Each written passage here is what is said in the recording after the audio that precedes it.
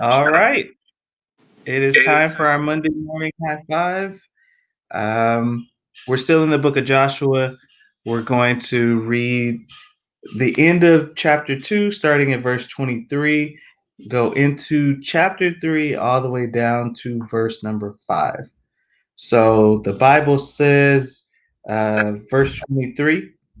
Then the two men returned. They came down from the hills and passed over and came to Joshua the son of Nun. And they told him all that had happened to them. And they said to Joshua, truly the Lord has given all the land into our hands, and also all the inhabitants of the land melt away because of us. Then Joshua rose early in the morning. This is chapter 3. Then Joshua rose early in the morning, and they set out from Shittim. And they came to the Jordan, he and all the people of Israel, and lodged there before they passed over. At the end of 3 days, the officers went through the camp and commanded the people, as soon as you see the ark of the covenant of the Lord your God being carried by the Levitical priests, then you shall set out from your place and follow it. Yet there shall be a distance between you and it, about 2,000 cubits in length. Do not come near it, in order that you may know the way you shall go, for you have not passed this way before. Then Joshua said to the people, consecrate yourselves, for tomorrow the Lord will do wonders among you. That is what the Bible says. And so, just a couple of things that we'll point out. I was uh, telling Richard the one thing that stood out the biggest and the most to me probably is verse number 3. Verse number 3, you see Joshua talking. Joshua is delegating um, the leadership to his officers. And he's letting his officers know, I want you to go throughout the camp, get this message to the people that we are about to cross the Jordan. And the sign that they'll know to get ready to cross the Jordan is they'll see the priest, the Levitical priest, with the Ark of the Covenant. And when they see the Levitical priest with the Ark of the Covenant start to move, you follow. Don't get too close, but you follow the Ark of the Covenant. Um, and I mean, there's a lot of different ways you could look at that, but I think even because crossing this Jordan was not going to be easy, and everything following the Jordan wasn't going to be easy either. But I think it was just it's a word even for us today that when we see God moving, when we see the representatives of God telling people to move, we need to follow. And it's not always easy, it's not always comfortable. Sometimes you're looking, going, "Why are we going now?" Or it even in their mind, I'm sure as we read the rest of the story, like, them crossing the Jordan, it was a dangerous time to cross, but all they needed to know, the sign that we're getting ready to go, you'll see the ark move and you follow. Just follow. You don't have to come up with a plan, just follow. You don't have to, eh, despite how you may feel, just follow. Just follow. So that was one big thing that I saw.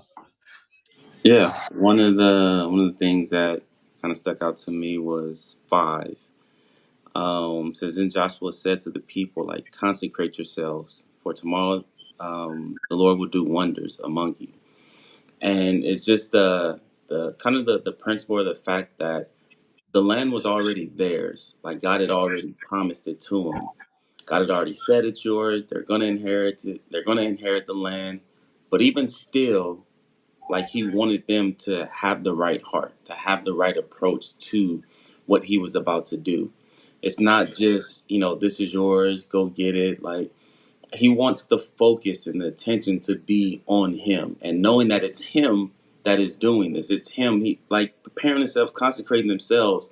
That puts you're consecrating on God. You're not just he's not saying, start training for this war and like focus on yourself and your weapons. Like, it's concentrate, Right. yourself on me and know that I am going to help you win this battle. Know that I'm going to do the work for you.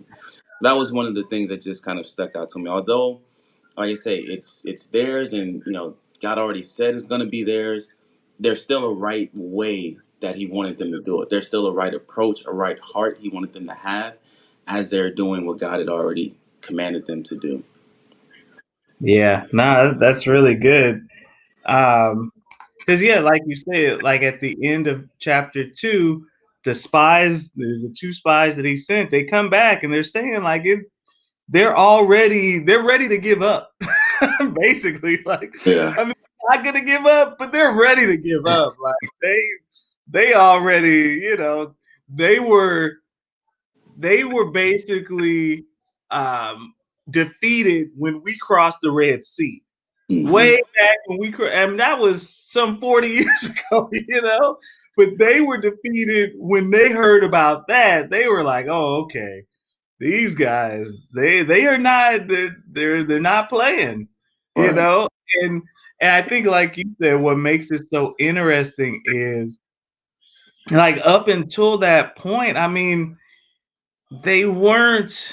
I mean, God had given them victory in 2 battles so far, Hmm. but they didn't have this extensive history of like, they didn't have this resume with like, no, you don't want to mess with these dudes. Yeah. But in a way, they did have that, like, the Jericho definitely believed like, no, we really don't want any parts of Israel. If you guys could just go around Jericho and like, we know God is going to give you the land, but is there any way like we could just keep Jericho? But but yeah, no, I like how you say that. Even though, um, God had already promised, even though the Jericho believed it, and even though it would require the people to walk it out, there is a way to walk it out. There is a way to do it. And like you said, just it's not about getting ready to fight and battle in as much as it's recognizing if we're going to win, it's God who's going to help us to win. Who's Right. not, let me not even say help, because that almost sounds like, well, he's gonna sprinkle in some extra. Like, no, it is God who's going to be the reason that we win. That's So I like how you say that. Like, the consecrate is like, let me just really focus in on how good God is going to be to give us this victory, because He doesn't have to. right. Like, because without God, how are we even getting in this city? Like the walls, how are we even getting in? So Yeah. yeah, Yeah, another thing I kind of thought about too was just looking at 23 and 24, just about how I guess like how Joshua must feel at that moment, because he was part of the previous that went over, and he kind of came back like with this same like we're ready, let's do it, we can do it. And the others around him came back with a totally different report, which he saw a whole generation die off in the wilderness because of that. And then right. to kind of repeat that same cycle and send some more spies and then come back and to hear this, it's like, okay, it just kind of, I don't know, it just makes me think like just to know that God is kind of with him in a sense, you know what I mean? Just to know that he's getting the good report now, just to kind of see the opposite of what previously happened. Right. Yeah, I don't know, I just kind of thought about that. Nah, I mean, you're absolutely right, because if you're Joshua, you besides these two spies, you and Caleb are the only ones who really know what the promised land is all about. And Right. you've been waiting. You have been waiting all this time. Like, because like, they they believed that God was going to give them that land. Hmm. So even though they're walking in circles in the wilderness, even though they have to watch, like you said, this generation die off, they know there is land over there that belongs to me. Yeah. I want it. I believe God the first time. I want it, you Yeah. know? And so yeah, like getting that report back, like, you know what? I I saw what you've been telling us all this time. Like God is already there. God is already, you know, basically he's melted the hearts of those people. Like Yeah. that's a Absolutely. that's a crazy statement. Like they, you know, like they're not gonna give up, but they don't have heart for this fight. Like they don't, you know, Right. all their trust is in those walls. That's all they have. You know? If we get through the wall, like, like you know, so Yeah. yeah, yeah. Anything else, Rich? Because Um. we can keep going. No, just the only other thing, just kind of just God's process, and just not trying to um think things out on our own, but like God's plan was to send the priests out first, and to send priests out carrying the ark, heading into battle, like logically, like that, it doesn't seem like it's the best plan. Like you're Especially going. if you're the priest. And he tells everybody else to stay away. So it's not like you're surrounded by warriors or fighters, but like just trusting God, trusting the direction, his lead, and just knowing that you don't have to understand his way, you don't have to make sense of it, it doesn't have to make sense to you, as long as it's coming from God, as long as God is directing and telling. We just have to have that faith and confidence just to do, just to act. Yeah, no, I just think like even connecting it to the sermon, you know, Pastor Manuel was talking about after, you know, the whole experience of the Red Sea was to get them to believe that that God is, and you know, in their time he was capable of doing anything and everything else. Yeah. So this is just a continuation of that. Like I Right. brought you across the Red Sea on dry ground.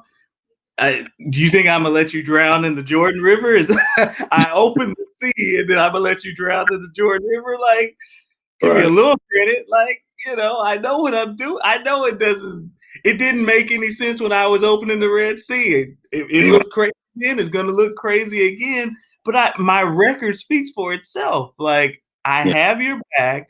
The people know I have your back. Why are you down? You know, like Right. so nah, Yeah. that's good stuff, man. Yeah, man.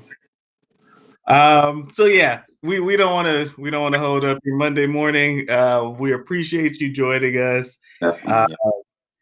Yeah. and you know, if God says the same, join us again. We'll be back um, next Monday morning, continuing this journey through the book of Joshua. Um, and I think that's it. Yeah. Anything else? If you are available, Saturday, our discipleship class, There you Saturday go. at 9:30 a.m. on the Carver page.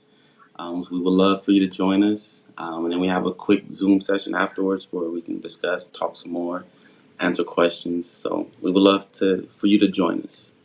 Absolutely, absolutely. Come one, come all. Yes. Yes. All All right. right.